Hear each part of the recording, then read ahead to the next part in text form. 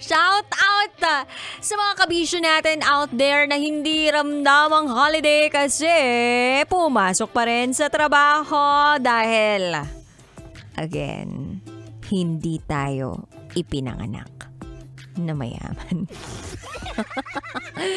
Alipin ng salapi, alipin ng trabaho.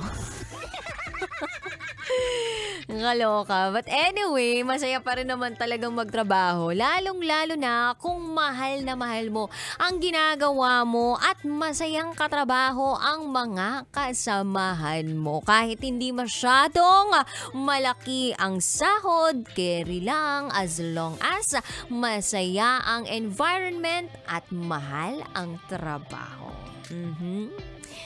Hoy, plastic mo. Charot! May darot!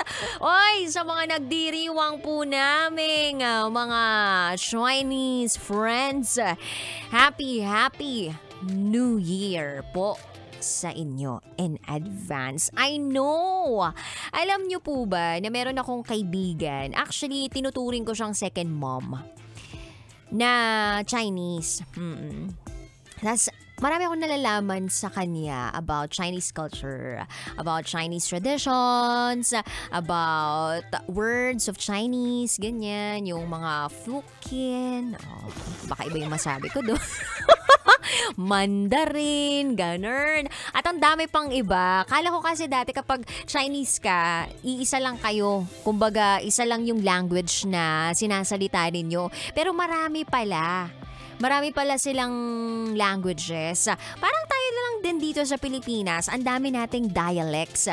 So, sa Chinese, may mga provinces din sila doon na iba't iba yung dialect na binibigkas nila or sinasabi nila or nakagawian nila or nakagisnan nila. Ganun. Kaya nga kapag babati ka ng Happy New Year sa Chinese, di ba merong iba't iba yung parang Kong Hei Fat Choi, blah blah blah, Kong Hei mga ganon. Iba-iba. Pero, kung tutuusin, isa lang din naman yung meaning nun. Pero magkaiba ng language. Tapos, nalaman ko dun sa Chinese kong friend na yon / second mom, na kaya pala sobrang generous nila sa mga ganitong klaseng pagkakataon. Kasi, yun daw yung makapagbibigay ng swerte sa kanila. Of course, kasama pa rin yung hard work, perseverance, determination. Pero parte yun ng kanilang paniniwala o tradisyon. May ganun. Tapos alam mo ba na kapag nakipag-inuman ka sa kanila, ito natutunan ko pag nakipag-inuman ka sa kanila, tapos may binigyan ka ng baso, kailangan mong tanggapin yon. Tapos kapag nag-cheers kayong dalawa, tapos tumunog yung dalawang glasses kasi nag-umpugan nga sila, dapat straight mo yung alak na nandun sa loob ng baso na yun. Ganun, kabisyo. Kasi kapag hindi mo in-straight yun, hindi mo ininom yun, para kang disrespectful yung dating. Ganun. Tapos may nalaman pa ako, nasagap akong balita Meron yung rooted talaga na Chinese yung tradition na kinakasal or parang ini-engage na nakapatalikod yung bride. Naglalakad na patalikod, tapos ginaguide lang siya. Alam niyo ba yon? Hindi niyo alam, search niyo, merong ganon. Di ba dito sa atin, yung tradition natin, maglalakad papuntang altar na nakapaharap, syempre. Yung dun sa kanila, meron yung parang bababa ng hagdanan, ganyan, or maglalakad, pero patalikod. Diba? Special talent. Maglakad ng patalikod, ganun. Well, anyway, we're so happy na we're celebrating this with the Chinese community. And yes, happy New Year to our Chinese friends out there. Sana po ay ma-extend din nyo yung swerte ninyo sa amin. Anyway, 3 to 5 p.m. tayo magkakasama ngayong araw na ito. Today is Friday. Kapiling pa rin ang inyong Basa Princess. Ang babaeng naniniwalang hindi man naman ako palaging may pera. At least palagi naman akong maganda. This is me, the one and the only DJ Rocky Tera. And today, Friday, araw po ng mga maeel. Oo, ito yung mga tinagurian nating malalambing, maloko, malinis sa katawan, pwede rin malivo-livo yung pera, ganyan. Yes, Kamisha. Eto na, ibibigay ko na ang patikem ng SPG. As in, super Pacganern Secret File.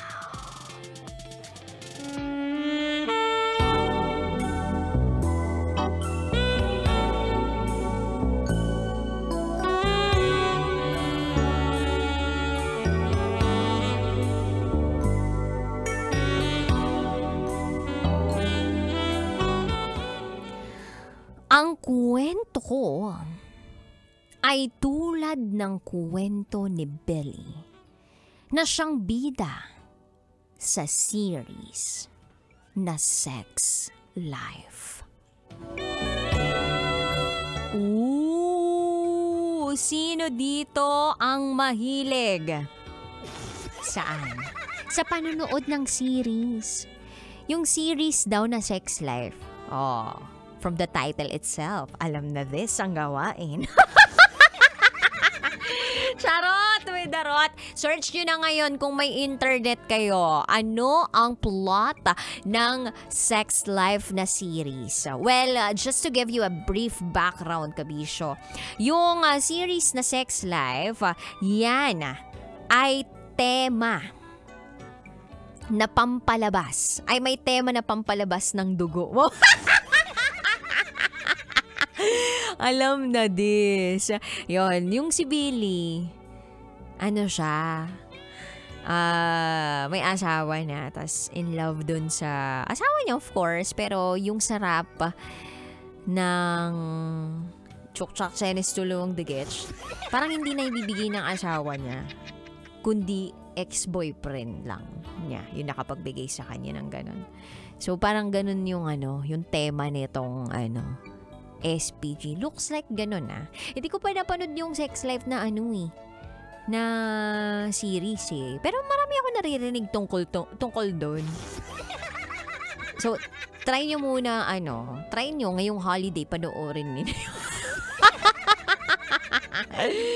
So, abangan nyo po yan sa akin pagbabalik. Kasama nyo po si DJ Rocky. And you are listening here sa stasyong number 1 sa mga pet malong manggapang sa Kakalsadahan. 90.7 Love Radio. This is, and up next is SPG, as in Super Pacganern Secret File. Sinira ng tatay ko ang pagkababae ko. Siya. May secret affair kami ng office mate ko. Hindi ko matigilan kasi sobrang galing niya sa... Rocky's Secret Files. Secret Files. It's the kind of bleep you never knew existed. Kunwari inosente, pero boy naman pala. Rocky's Secret Files. Secret Files.